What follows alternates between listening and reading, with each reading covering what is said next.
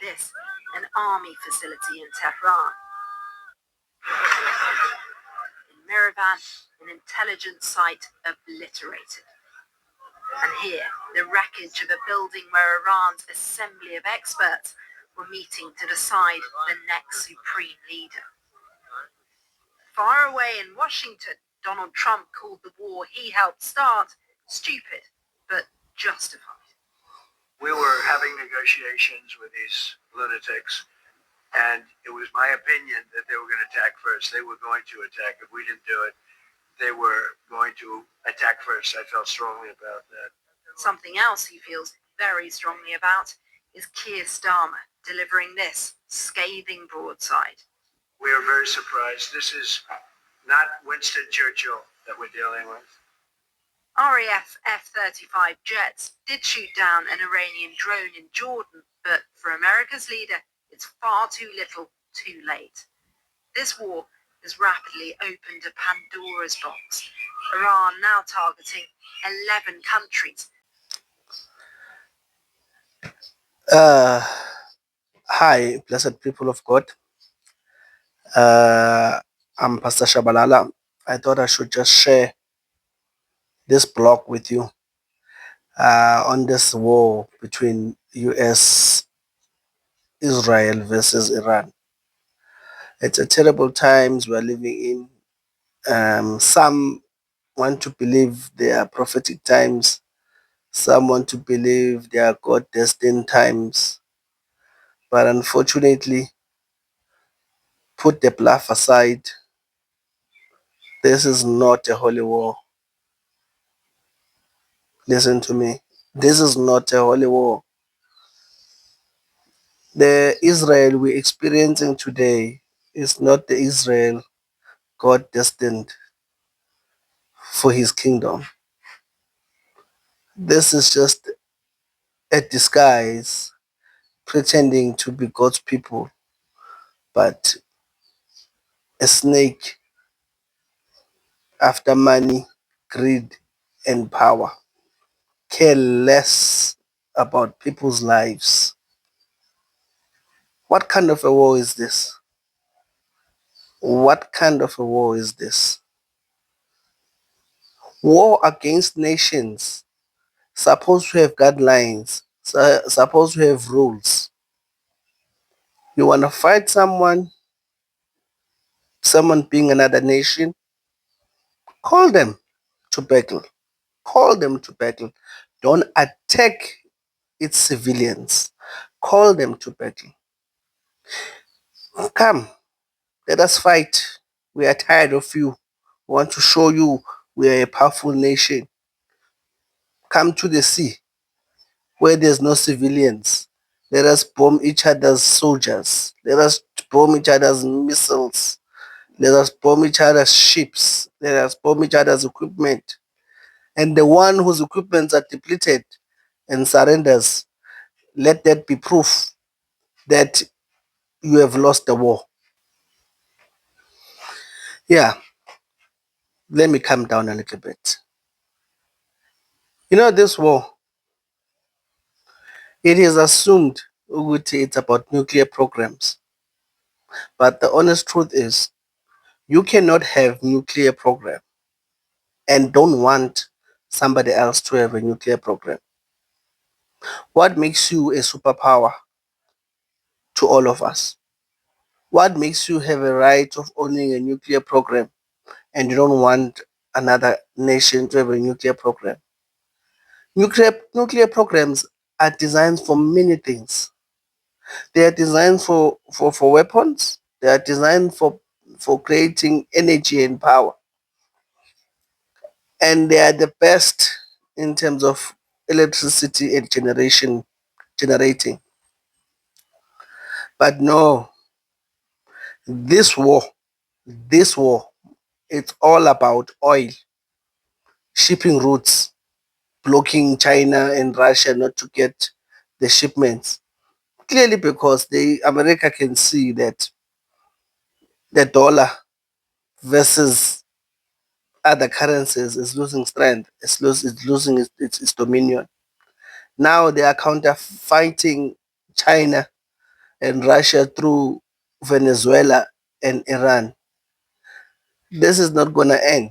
You're going to find all these useless wars happening all over, justified to be terrorist, justified to be regime changes. Why are you fussing about the regime change? Why are you fussing about it? If you want a regime change, why did you not impose it here in Africa? We have countries like Zimbabwe, whom you had one political party ruling for decades. You're having presidents who don't want to leave their positions for decades. And there are people crying and running all over other countries for economical growth and strength or stability. But no, because you don't have interest there, there's no resources that you are really keen of there, you ignore that fact. You simply just sanction them and you ignore it, and that's it. Let's be honest. This war with Iran, it's an economical war. I've always said that do not compare presidents versus kings. Do not compare kingdoms versus these democratic states. Democratic states are controlled by economists, capitalists. Capitalists, all they're interested in, it's a free will to trade in any country, because they know once you have money, you have dominance. You can dominate the media space, you can dominate the minerals, you can dominate any production. That's why we find people who are more richer than any other country can imagine. We no longer measuring countries in terms of wealth. All the countries you see in the world, they are all debted. They all have debt. Even America themselves, they don't have money. They are drowning in debt. So this thing of comparing presidents to kings, it's misleading. Speaking to me right now, I could just wake up tomorrow a president. I don't have a kingdom blood. I but I can inherit South Africa as a country. I could lead it tomorrow, and I can do as I please. I could hook up my friends and give them minerals and give them strategic position like Ramaphosa is doing right now. They are disassembling ESCOM and privatizing it. Very soon we will be buying electricity in municipalities from private companies who are his allies, private companies that you will find in those bank statements who donated for his campaign. They've paid billions for a reason. They paid billions to put him there so that he can give them these cities and supply electricity. Electricity, it's big business. It's bigger. It's bigger than mining coal. Things are still going to change in South Africa. Things are still going to be heated up in South Africa. Because why? We have presidents. Look at Swaziland. The problems they're having in Swaziland, they're only complaining about Mswati having so many wives and having so many cars. But their kingdom is stable. They know what they're facing, and that's that. You can only loot that much as a king. But for presidents, I come in, I loot. You vote me out, it's fine. I'm already rich, I've got businesses. Somebody else also comes in, he loots. Vote him out, he doesn't have a problem. Trump is in his last term right now. He's acting crazy. He's boiling blood. He's like, let me mine Venezuela fast. Let me mine Iran fast. Let me dominate as much as I can fast. We are standing here looking at this war. We are praying as Christians. We are like saying, Holy God, Father, oh, we see you coming. It's the end of the world. The end of the world is not here. It's not here. You are just facing consequences of your votes. You voting for electricity, you voting for service delivery. They are saying, thank you. We're going to loot you as much as we can. Like what I'm saying, you don't like what I'm saying, continue praying for that Israel to kill those children in Iran. Continue praying for this Israel to kill innocent lives. Continue. Now, the very same Israel is killing its own people by killing other nations. They are defending themselves now, and Israelites are dying. Who's looking bad? Iran. It can't be Iran. It's the same Israelites. It's the same USA. Tomorrow, USA will be facing terror attacks from Venezuela, and Venezuela is very close to them. They'll be facing terror attacks from Iran, from Gaza, from Iraq. Eh? These guys have got enemies all over the West. They've got enemies all over Saudi Arabia. And you think these South Arabians are crazy? They're not crazy. They're being attacked. They've been provoked. I just thought I have to tell you that this is not a religious war. As Christians, we can't be praying for nonsense like this. We need to pray for our own safety. We need to pray for our families. We need to pray for our own countries. Because 11 more countries now are drawn into this war. More countries now are being caught up on this war. I hope you understand. Save your prayers. Pray for yourself.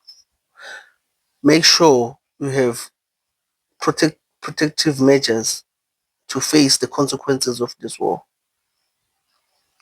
Financially, I hope, because petrol prices are going to go double. We're going to be facing about 50 rands per liter very soon. We're going to be facing farming prices going up because of diesel going up. So now we're going to be buying bread for, currently we're paying almost 20 rands for a loaf of bread in a local spaza shop. Imagine after this, a loaf of bread is going to be like 40 rands. Imagine after this, eggs, they currently like 80 rand. I saw them at the Checkers last night, and they were like 87 rand, 89 rand. I'm like, yo, a pack of 30 eggs for so much. After this, there'll be 150. Meat, it's going to be crazy. I hope we are going to be ready for what's coming. I really hope we're going to be ready. I love you. In Jesus' mighty name, keep on praying to God to give you strength, to give you wisdom in these trying times. Yes, times are going to get tough, but pray for provision. Pray that God provides for you and your family in these trial times. God can still provide manna to us today.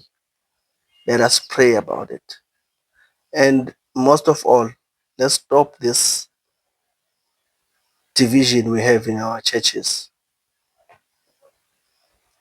Let us stop this division we are having in our congregation, in our communities. Let us join hands. Let us join hands to fight this economic crisis. Let's put money together and fight this economic crisis and start our own jobs, start our own factories, manufacture our own products. Let's stop importing things. That is going to help us. But we are too much of consumers, man. Exactly like Americans. Americans, they manufacture nothing there. They're consumers. That's why when China is counteracting like they're counteracting now, they're feeling defeated because they thought they were the superpowers because they inherited these rights of trading with dollar, and that gave them an advantage. That is gone. That is gone. So let us not wait for disaster. My thank you. Till next time.